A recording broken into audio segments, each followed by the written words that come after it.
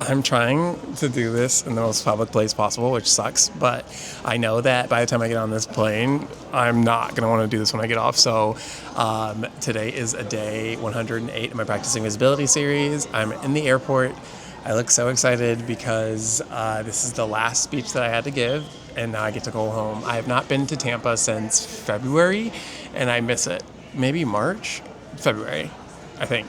I just spoke at a high school, Minichow, which is, I think I said that right, which is absolutely amazing.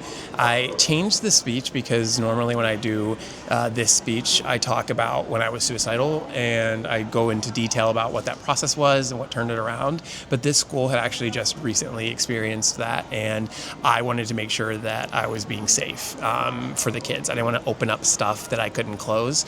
And on its own, talking about this stuff can be really hard, but specifically talking about it with a community that just went through it is super tough. So I ended up changing my speech, Struggle Don't Suffer, which I've done so many times, and kids have been really receptive to it. And today, oh my God, it was so good. I had so much fun. Kids were super engaged. At the end, a huge group of kids came to take a picture with me because I asked, and it's always an offer. Like, I don't force kids to take pictures with me, but I always let them know, like, if you want to do it, I would love to take a picture with you. And I turned around and there was like at least 100 kids. I don't know how to estimate, but I think it was 100 kids. It was a lot.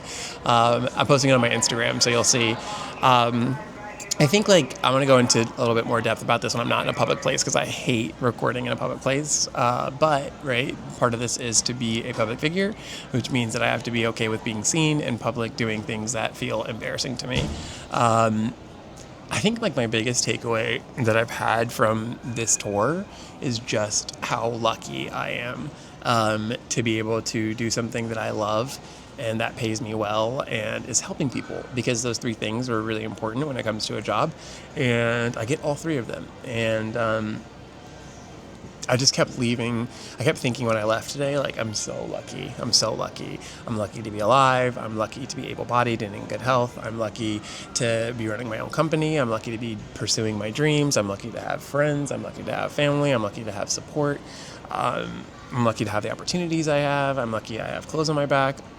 And I, feel grateful usually after speeches, but today I was just sobbing in the car because my nose is killing me because my allergies. It just reminded me of why I'm doing what I'm doing and how lucky I am that I get to do it. So I think another thing that stuck out to me was I had a young man come ask me about this idea of causing harm to people, because when we're not doing well, it's easier for us to cause harm, either intentionally or unintentionally.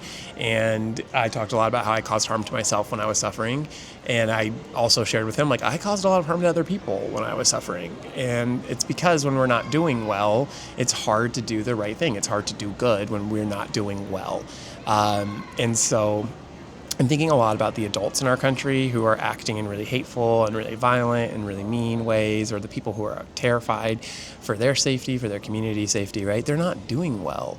And I don't know why we don't have that conversation more. We see these people who are being violent and angry, and we think, well, they're just a bad person, instead of recognizing that these people are not doing well.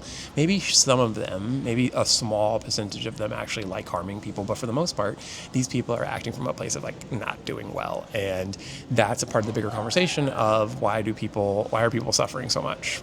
Personally, collectively, what about the systems that we're in and the society that we're in that allows people to suffer and treat it like it's a normal thing? So tomorrow I've got some really cool meetings coming up, but today I'm going back to Tampa. I get to sleep in my own bed tonight with my body pillow, which I've missed. His name is Larry, and I love him deeply. He helps my back problems. But yeah, I'm just very grateful.